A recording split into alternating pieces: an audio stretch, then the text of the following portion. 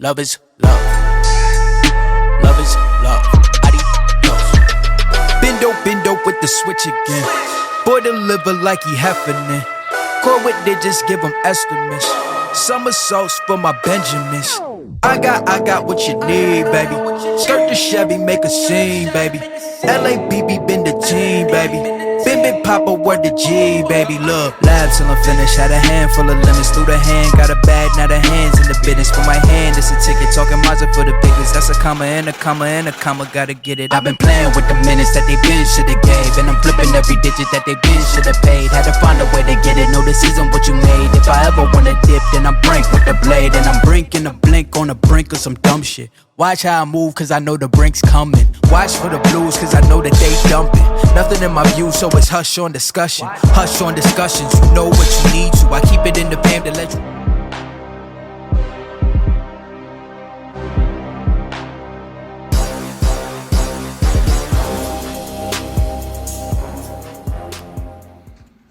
All right, back in the gym, baby. You already know how much I love fucking up shoulders. Nice little shoulder day here. I'm loving this little machine. I don't know why I decided to start with a machine on this day, but this machine feels really fucking good. Started just with some nice pump action, 3 sets of 15, and then working up 1, 2, 3 plates. And by the time I got to 4 plates on this motherfucker, just did 3 sets of 8. Shoulders, I didn't film the warm up, but you really got to get a lot of blood pumping in the shoulders for safety's sake. A good warm up of the rotator cuff, the upper back, some mobility in the upper back, and then like I said, just starting real light. On everything, I start a little bit lighter than you think you're gonna want to start.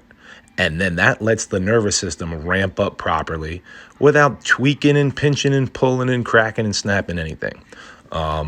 I start everything real light, and I'm not afraid to do multiple warm-up sets because the only ones that fucking matter are these fun ones here with the 4 plates on there and the 3 sets of 8. And really what matters is the most is those last repetitions of the heavy working sets. Shoulders, just like any other muscle, you're going to want to hit them hard and heavy, but you're also going to want to hit them light with some pump and some blood flow.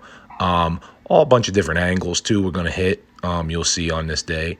I'm really feeling this fucking machine. I'll tell you what, keeps you locked in with good form, and good form for any upper body exercise, but specifically shoulders. You're going to see I got my rib cage flared up a little bit, arching my chest up, and what that does is it extends your thoracic spine. So it straightens up and puffs up your upper back, arches your upper back. The arching of the upper back lets the shoulder blades slide properly so that the shoulder blade and the upper arm bone can move in the shoulder joint without snapping your shit up. So setting up, stabilizing everything, digging your feet into the ground, breathing properly so your core is tight, and then initiating with the working muscle is key. So set up, stabilize, initiate with the working muscle, and then, trying to keep the tension physically and mentally on the working muscle, which is them nice round boulder shoulders in this case. All right, moving on to, we got a fun little superset going on here. Just a little military press. I don't know why I didn't start with this on this day, but it didn't enable me to go up to a lot of weight. But once again, I love switching up. That's another way to get variety in your workouts, is switching the order that you do shit. Sometimes you pre-fatigue by starting with a machine or a lighter exercise, but a lot of times, obviously, you would go with your heavy exercise first, your main mover, crush it as heavy as you can, and then get to the accessory work. But right after that little military press for just a triple, we come right over and get 15 reps with some light-ass dumbbells on a lateral raise. So now we're taking that same principle of heavy and light and putting it not only within the same workout, but within the same exercise, within the same superset. So a heavy triple after the shoulders have already been warmed up and pre-fatigued on that shoulder press machine. And then right to some light-ass dumbbells for 15 reps. So you're getting a little bit of everything here. The military press is overloading all three heads of the shoulder and the upper back and getting everything, because it's a standing compound exercise, so it's a full body movement, but really overloading the front delt, the front of the shoulder.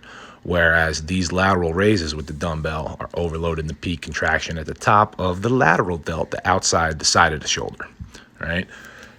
That's a nice. Notice how the elbows are slightly, ever so slightly bent, but stay locked and they don't move. And then I'm leading with the elbow and the pinky up to the ceiling. That is key right there, because whatever is on top is going to do the most work, because gravity is usually only coming down on you, right?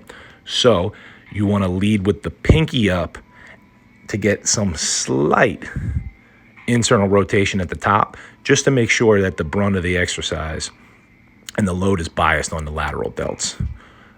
Pretty much that's the case with any lateral raise, but specifically with the dumbbells for sure. So that my top set there was just a triple at 205, nothing crazy. These dumbbells at this gym are fucking Mickey Mouse. They are fucking cheater dumbbells. I tell you what, everything felt light on this day. So even these are like the 30s, I think, and they're moving. But lateral raises, you don't need that much weight. You probably want to start with the 5s, move your way up, depending on if you're a big boy or a big girl. But you really don't need too much weight for this exercise. It's really about feeling that outside of the shoulder and getting going. Boom. All right. Moving on now, I think we're going to get a cable lateral raise here. And seated was a little too easy, so I decided to superset it with standing to extend the set. So it's easier standing than sitting, because you get a little momentum standing and you're a little more stable, and it takes away the momentum sitting. So I start seated, go for 15, and then I extend the set and stand up for another 15.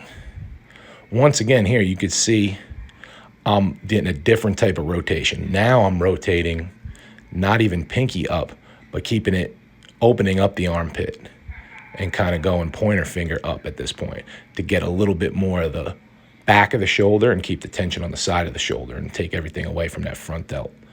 I don't know why I decided to do this on this day compared to standing cable lateral raise. Like I said, the seated just gives you more concentration and more stability. But it's not redundant to do the dumbbell lateral raise and a cable lateral raise in the same fucking day, because the dumbbell is going to be heaviest at the top, at the peak, at the shortened position, at the top of the lateral raise, where these cables are going to get you a better stretch, and it's going to overload kind of sort of the bottom and definitely the mid-range. And they kind of almost drop off at the top, where it's a little bit lighter at the top, which the dumbbell is obviously heaviest and hardest at the top. So doing them both in a row with the dumbbells first makes the most sense as far as the strength curve of the muscle and the resistance curve of the exercise. And then, like I said, standing up, a little momentum on these heavy-ass ones, and pretty much going to failure there. It's getting sloppy, but we grinding out the last, because I already know it's the last set, so you're allowed to get sloppy if it's the last set. This is a fun little upper back, rear delt superset to finish us off for shoulders before we get into the arms.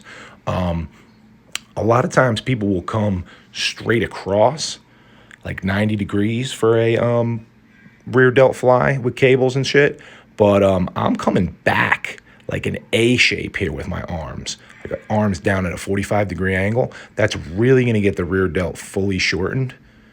And once again, lighter weight, higher reps, and then I immediately slap on some more weight first and foremost, then clip on a dual handle. I don't got a seat, so you're stabilized on your butt, and then boom, right to rear delt rows. So you're getting that overload. Same principle once again. Lightweight, heavy reps to get a pump and fatigue the muscle, and then some heavy-ass rows. Palms down, elbows out, still concentrating on fully shortening the rear delt and crushing the upper back. Got that nice little 45-degree angle seated, nice and stable. You could always do the most weight where you're the most stable. So standing is going to be the least stable, followed by split stance, followed by seated, followed by kneeling, followed by sitting on your butt. So that's going to be how you're going to get to do the most weight. So right here, we back again. Same thing, coming down and out. Notice how the shoulder blades come up and forward, and then down and back. We're not holding anything in place. We're not scrunching our traps. We're letting the shoulder blades move naturally. And then our brain is thinking about squeezing the back of the shoulder. Right here, you'll really feel it when you got palms down, elbows out. If you tuck in the elbows, the lats and the bigger back muscles are going to take over. But anytime the elbow is flared out, you're hitting that upper back and then rear delts. And rear delts are key to proper boulder shoulders and make them three-dimensional and shit. Everybody gets plenty of front delt or front of the shoulder, push-ups, bench press, all your chest work, anything pressing, right? That's why I don't even do too much front raises. You see me do 3 or 4 different fucking lateral raise combinations and 3 or 4 different rear delt combinations because they get ignored throughout your day. You know, the front delt is moving the mouse, it's moving the phone, it's moving the fucking toothbrush, the door handle, driving the steering wheel, everything, right? But the rear delt ain't doing shit all day. So we're going to hit it with 3 times as much volume when we're in the gym. Because like I said, you're already doing all your heavy pressing, you know, on chest day and shoulder day. So the front delt gets plenty of love. Rear delts, you can never get enough. Once again, even just for shoulder health, if not balance and symmetry and looking good and juicy and getting all kinds of thick and shit. Oh, look at this. We're getting nice and heavy on this last one. I could barely fully shorten it, so we do a little drop set. That wasn't even planned. I just know I was getting a little too carried away with the weight, so boom, here we go. Drop set is smart, planned or unplanned, to just extend the set. Basically means taking almost no rest, lowering the weight, and keep on going. Because I was more worried about my target amount of reps to get enough volume for the upper back, not how heavy I could go on these motherfuckers. I hate preacher curls with a bar or a dumbbell. For whatever reason, I can't fucking wedge myself in properly, and it doesn't feel good. This machine, I absolutely fucking love it. This is my favorite bicep exercise, I would probably say. Besides hammer curls, because you know I love hammer curls. But this motherfucker right here gets a nice stretch, a phenomenal squeeze, constant tension the whole way. Notice I am not sitting in the seat. I don't fit sitting in the seat. My elbows and shoulders are kind of shaped where they're not going to line up properly with the handle anyway. So I'm going 1 arm at a time instead of 2, and I'm leaning in and standing up to be stable instead of sitting in the fucking seat, right? So the key to this is your tricep, the back of your arm, never comes off the fucking pad. Your armpit is jammed into the pad. The back of the arm is on the pad, all right? As soon as you lift up, you're using your shoulder and you're taking pressure off of the bicep. You're taking tension off of the bicep. This preacher curl is to isolate the bicep. But this machine allows me to do a lot more weight than, like I said, a dumbbell or a barbell would allow. The second reason why I love this fucking machine is that squeeze at the top feels nice. And then as I lower it, controlled lowering portion, you're getting a hell of a stretch too. And I kind of let it come to full extension and get a baby pause at the stretch. All kind of blood goes rushing in, and then I get a nice squeeze at the top too. Ended up doing a 15 light, adding some weight, 12, a little heavier. And then 8 was almost, near failure with a full plate on there, I think, for the last set. Didn't get a great angle here, but the whole key on any preacher curl, any concentration, any isolation curl is not moving the upper arm whatsoever. Only the elbow is flexing. The only thing the bicep does is turns the wrist up in supination and flexes the elbow. So just bends the elbow. Sure, it'll get a couple of degrees of shoulder flexion as well, but we're not worried about that right now.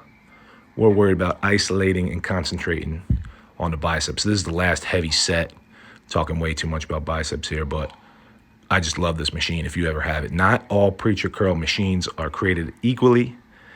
And but the biggest tip I can give you on this one is 1 arm at a time, so I can lean and hold on and get stable, and nothing in my entire body is moving except my elbow. I'm getting a full stretch and a full squeeze on them sweet, sweet bicep peaks. Last but not least is another one of my favorite fucking machines, a tricep dip machine. You see me doing dips. You see me doing weighted dips, all ring dips, all kind of shit. Love that for triceps. But the machine kind of takes some of the shoulders and most of the chest out of it. A couple different ways you can do it. Some have a seat belt. Some have a seat facing the other way. This happens to have my knees pressed in because I'm pressing more than my body weight, really isolating the triceps, man. I already know you could click like, you sharing it with everybody. Subscribe to my shit. Questions in the comment section. Email me. Let me know if you need anything, baby. Love yourself. I love you too, man. Peace.